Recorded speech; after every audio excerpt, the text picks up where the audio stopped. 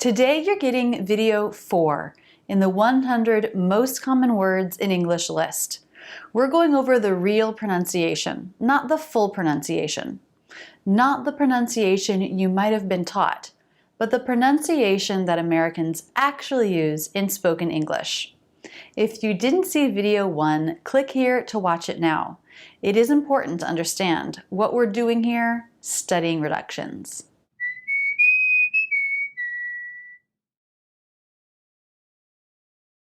We start this video with number 31, and yes, it's a great reduction. The word or. You might have learned that the pronunciation of this word is or, like it would rhyme with more or the number 4. But more and for are content words. That means they will often be stressed in a sentence, given more time. Or is a function word. That means it's not stressed in a sentence. It's not one of the most important words, and it's said very quickly. Remember, English is a stress-timed language. That means all syllables are not equal in length.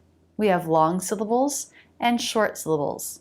And speaking with that contrast is really important in sounding natural in American English. So or isn't pronounced or in conversation. That's too long, it's too clear. We need it to be shorter. It's actually or. Said very quickly, low in pitch. It can also be reduced, then it's pronounced The vowel reduces to the schwa. You don't have to try to make the schwa, it gets absorbed by the R sound. Just make an R. Let's put it in a sentence. Would you like white or brown rice? White or brown? Would you like white or brown rice? White or brown? Whiter. Just an R sound linking these two words. I'm leaving Monday or Tuesday. Monday-er, Monday-er, Monday or Tuesday. Just an extra R sound between. Great rhythmic contrast. If you're just jumping into the series, you may be thinking, how important are reductions? How frequent are reductions? Out of the 31 most common words in English that we've studied so far, only 1 is always stressed. 30 are usually unstressed or reduced. So there's your answer. Most common words, what's 32? The indefinite article an. Unstressed, it reduces to the schwa, un. We actually already covered that one when we learned about the indefinite article a or back in video 1 of this series. Number 33, will. If this is the only verb in the sentence, I will, he will, then it's stressed. But most of the time, it's not the only verb. It's used to indicate something in the future. I like fishing. That's right now, present. I'll like fishing when I learn more about it. This is the future. The word will is usually written and spoken in a contraction. I'll like fishing when I learn more about it. I will becomes I'll, but I reduced it. All. I'll like fishing. Just like the word all, said very quickly. All. I'll like fishing when I learn more about it. What other will contractions might you hear? You'll. We pronounce this more like you'll. He'll. In a sentence, this will be more like he'll or hull. He'll be coming by at 3. Hull. She will, she'll. This can be reduced, she'll or she'll. She'll have the report ready soon. She'll. It will becomes it'll with a flap T. This is just like the word little without the L. These are both tough words, and I have a video on the word little, which might make this contraction easier to pronounce. I'll put a link here and in the description below. This schwa L ending, the contraction of will, can go at the end of any third-person singular noun.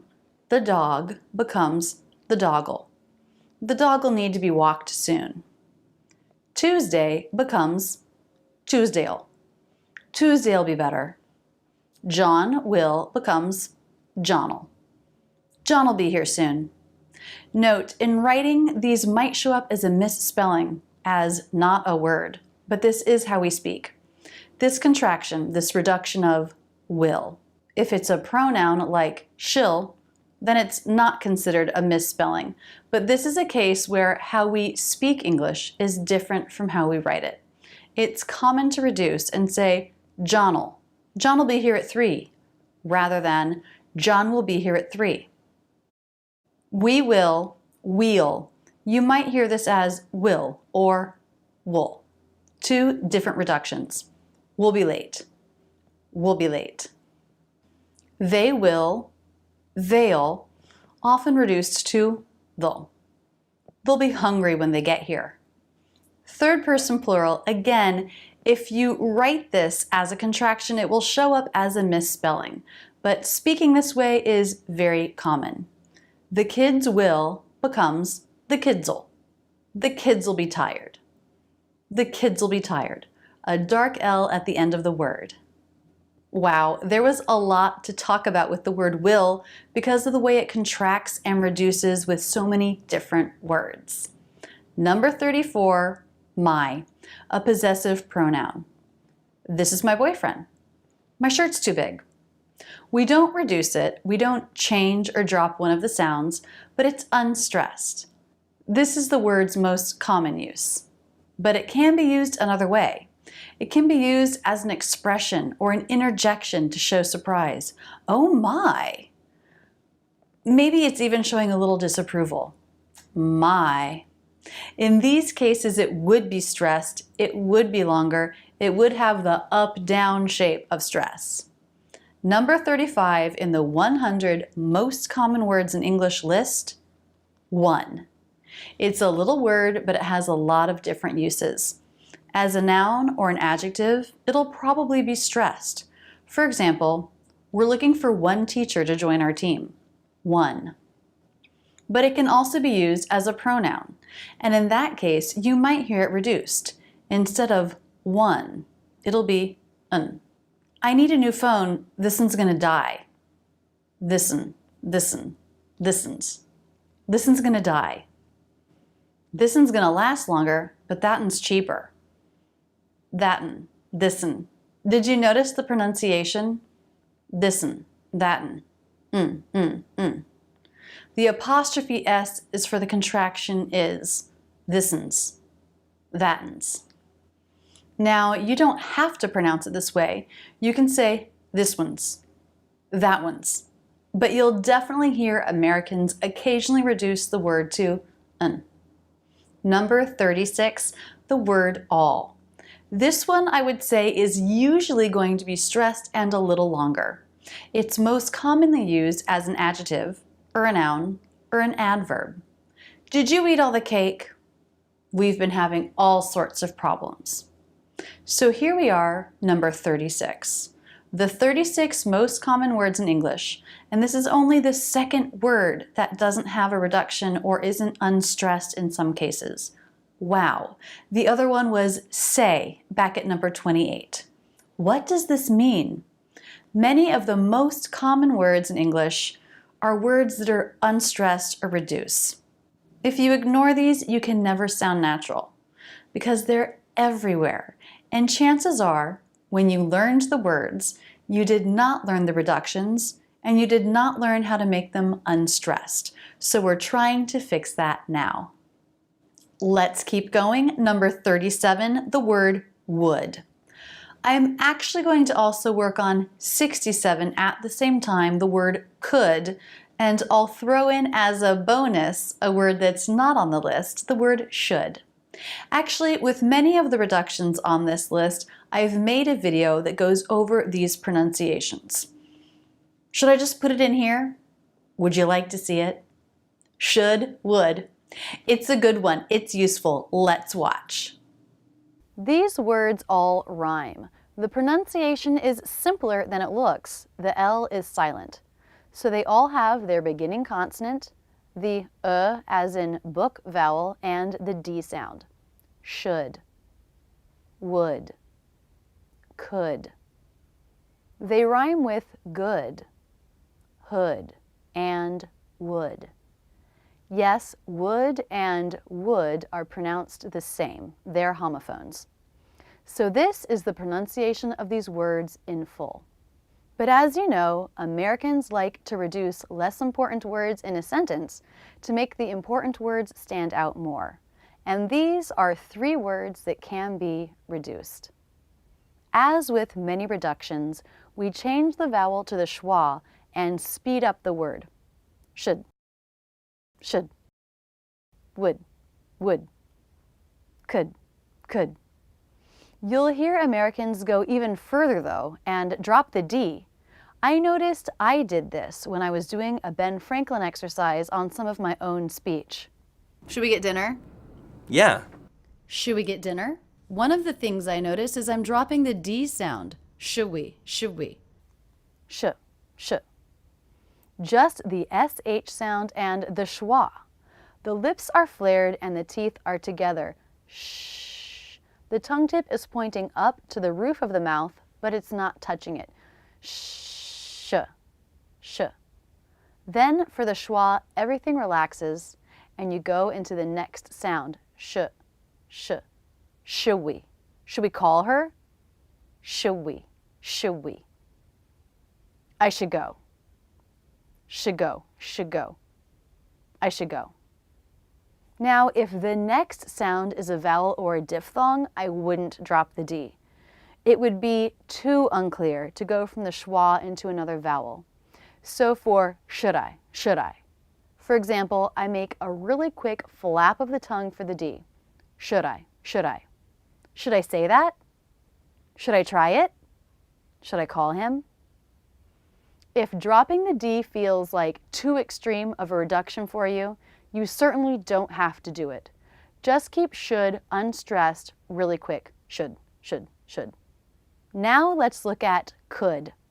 The K sound is made when the back part of the tongue comes up and touches the soft palate in the back. K. Could we try later? Could we? Again, just dropping the D. K sound, schwa, next word. Could we? Saying it with a D when the next word begins with a vowel or diphthong. Could I? Could I come back later? Could I? So just a nice short could. Finally, would. For the W sound, the lips are in a tight circle and the back part of the tongue lifts. W. Will we want to do that? Will we? Will we want to do that? Or, with a really quick D sound, where would I go? Would I? So you can reduce these words by changing the vowel to the schwa. You can reduce them further by dropping the D unless the next sound is a vowel or a diphthong. Number 38. Actually, we're going to do 38 and 39 at the same time because they're homophones. What are homophones? Words that are spelled differently and have different meanings, but that are pronounced exactly the same. 38 is there, and 39 is there. If homophones seem confusing to you, you're not the only one. I actually have a very long video that goes over many homophones in American English. You can click here to see it or check the video description. There. Fully pronounced, we have there, but both of these can reduce. The word there can be used lots of different ways, and a common way is the phrase there is or there are. These phrases will often be in contraction, theirs and therer, but these contractions can reduce when we say them. Then it becomes theirs and their. There's a good reason why I can't tell you. There's a good reason. Theirs. It has the schwa rather than the e vowel. It's said more quickly. The contraction there are gets even less clear. It's really just one syllable, there. R reduces and we lose it. It has the same sounds as the reduced there, so it blends in. There are lots of reasons why I can't tell you. There are lots. There. There are lots of reasons. What about the contraction they are there? Yes, that also reduces. It might not be pronounced there, but instead there, with the schwa. They're in the kitchen. They're in the kitchen. And the last word for this video, number 40, what. This word can reduce. Fully pronounced, it's what. And the T is a flap T if the next word begins with a vowel or diphthong. What are you going to do? Water, ra-ra-ra-ra, flap. The T is a stop T if the next word begins with a consonant. What were you thinking? What were? Stop T. But if the next word begins with a D, then we can reduce the word what by dropping the T.